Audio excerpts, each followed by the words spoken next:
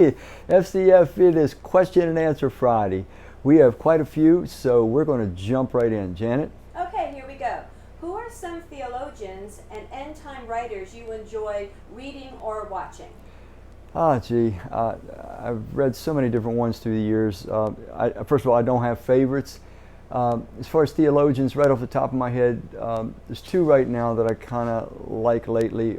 Michael Heiser is one, and the other one is N.T. Wright. As far as end-time writers, I don't have any favorites. I guess if I were going to pick somebody, it would be Joel Richardson. Okay, great. All right.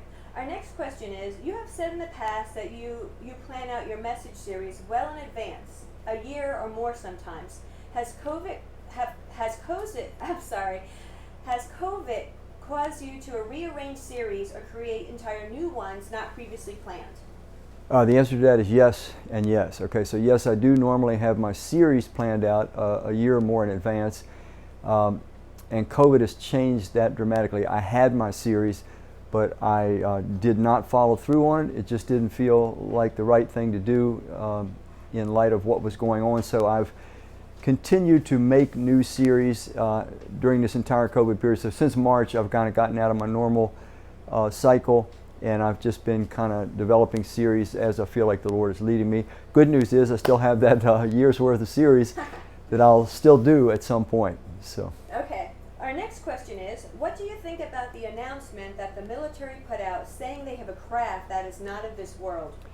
Yeah, the announcement wasn't exactly like that. What they're acknowledging is that they have footage now, particularly Navy footage from the Nimitz and a few others, and they're acknowledging that there was something visible. It was on the radar. The pilots saw it with their own eyes. There's no explanation for it, but they're not acknowledging yet what it is. They are treating it, at least now, as a serious item, that it's, if nothing else, a threat to our security, and they are talking more openly about these things, but that's as much as they've said definitively.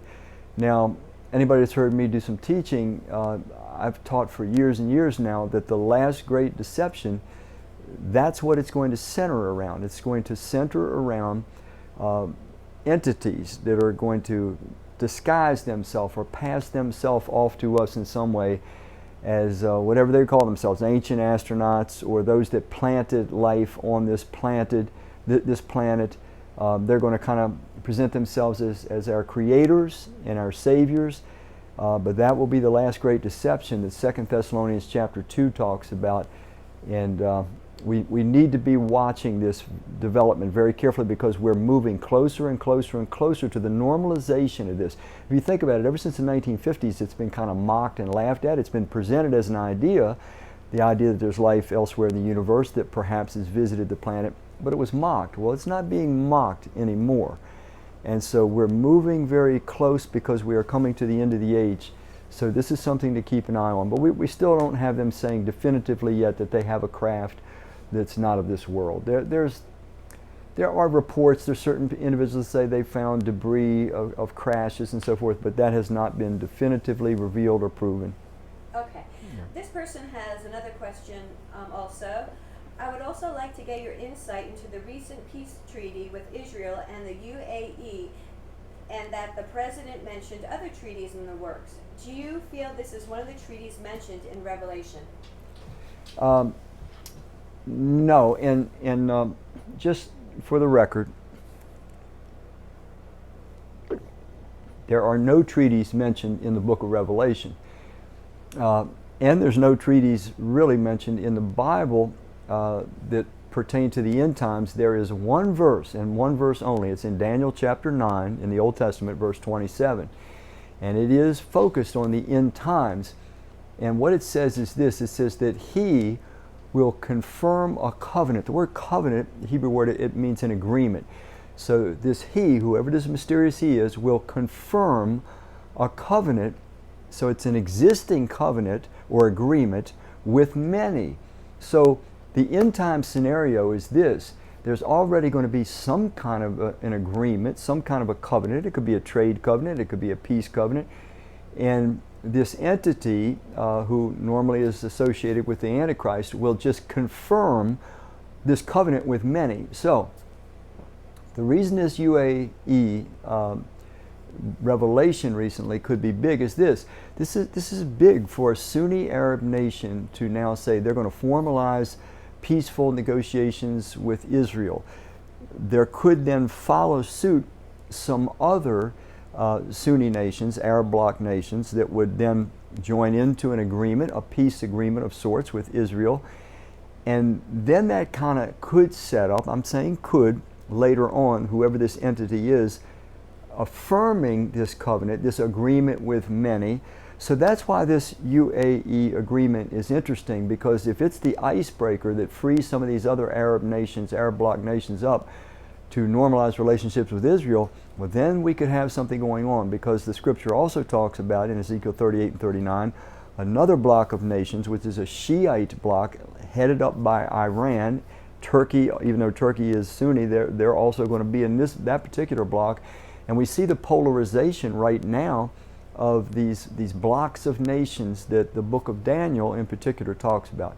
So the agreement is important in that it could be moving toward putting these last few pieces in place that would mean to us that we're moving closer to the time of Christ's return.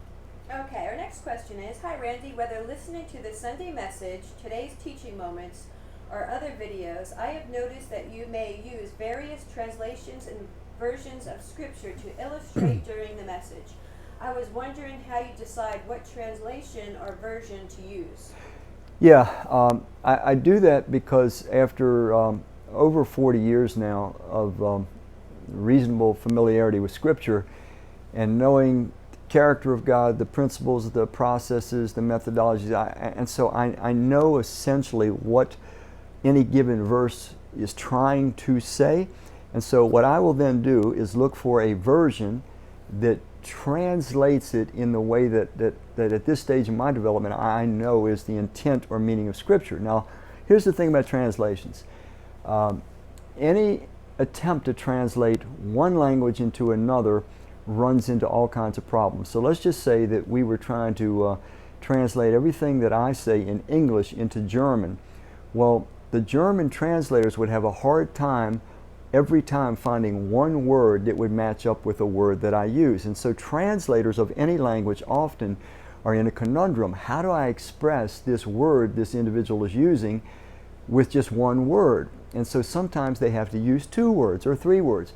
They all use, to some degree, translators use this concept called dynamic equivalency. The idea is this: they're trying to find an accurate equivalent of the idea of the word in the original language. That's why in these multiple modern translations we have, they're all using dynamic equivalency. Now, some of them are looser than others, some of them are paraphrases, but many of them are translations. But they're trying to find relevant terminology using dynamic equivalency to communicate the original Hebrew or Greek word into English. So with my experience with God, experience of the Scriptures, I kind of know the intent, and so I will try to find a modern translation that best expresses what I now at this stage of my development know is the intent and heart of God on a given passage. So okay. that's why I use multiple translations. Okay. Our next question is, I've watched many videos of people recalling a near-death experience, and most of them tell of great sense of peace and love, heavenly, while a few describe a terrifying experience, hell. What happens to us at the moment we die? Do we lapse into unconsciousness until Jesus comes again, or go directly into the presence of the Lord? The Scripture is very clear about that. In 2 Corinthians 5:8, it says to be absent from the body is to be present with the Lord. In Philippians chapter 1, verse 20, 21, Paul talked about departing to be with Christ, and he meant his death. So the instant that we cease to be alive in this dimension, we are instantly alive in the other dimension. There's no unconscious state. We have a great 2 illustrations of that. Stephen, the first Christian martyr in Acts chapter 7, as he's being stoned to death and as his spirit is about to leave his body, he's already seeing Jesus. And he says, Lord, forgive them. They don't know what they're doing. And then he says, Lord, receive my spirit. So Stephen is seeing the other dimension as he's leaving this one. The reason we know for sure there is no soul sleep, so to speak, in between, that we're conscious and in the other dimension, very, very conscious, very alive. When Jesus went to the Mount of Transfiguration toward the end of his ministry, it says that Moses and Elijah appeared up there on the Mount of Transfiguration. Now Moses had been dead for 1,450 years, or nearly 1,500 years. And yet there he was, very much alive. So he was conscious, alive that entire 1,500 years. Elijah had been off the earth for about 800 or more years. Elijah never died. He was taken up into heaven in a vehicle called a chariot of fire. Very interesting term to be much aware of, because all through the Old Testament there is indication that God calls his angelic armies, those that move around the universe, in these chariots of fire, and it says that there's millions and millions of them. When Jesus returns, it says that he returns with his angels, and it's his angels that take his followers out of this earth and take us up into heaven. That's exactly what happened to Elijah in the book of 2 Kings chapter 2. So anyway, Elijah and Moses are very much alive. They are not unconscious. So when we die, the instant that we leave this dimension, we awaken in the other dimension. That's what Scripture clearly teaches. There's no unconscious state. Okay.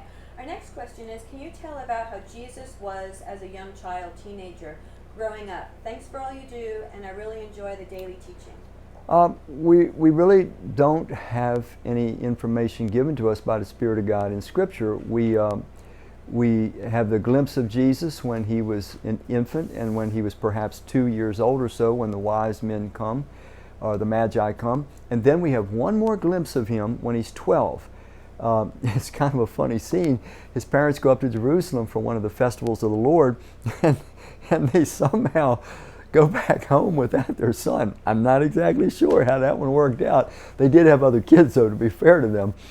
So they realize Jesus is not there. They go back to Jerusalem and they find him, and here he is surrounded by all these theologians, these scholars, and these scholars are being amazed as he answers questions and interacts with them, and that's the only glimpse we get. It says his parents come and get him, and they're kind of ticked at him. They're saying, "Son, you're worried or sick, so to speak." And all Jesus says is, "Did you not know that I'd be about my Father's business?" That's it. The rest is silence.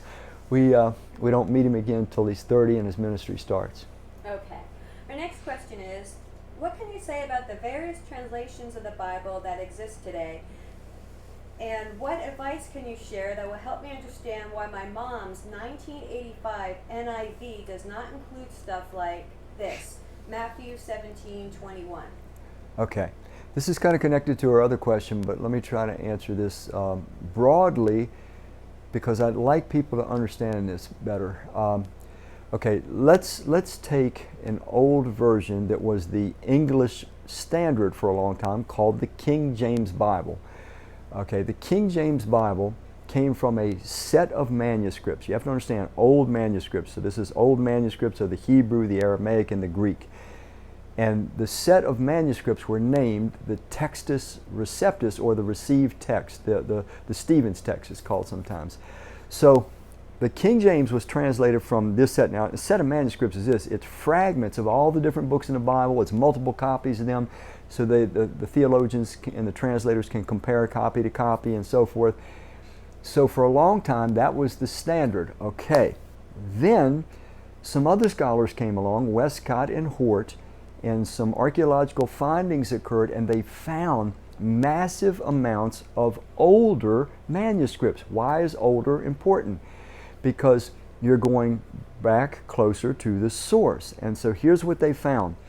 When they found these older manuscripts in mass, and they compared them to the manuscripts in the Textus Receptus, or the Stephen's text, the King James Version, they found that those older manuscripts, in many cases, didn't have some things that were existent in the Textus Receptus, or the King James Version text.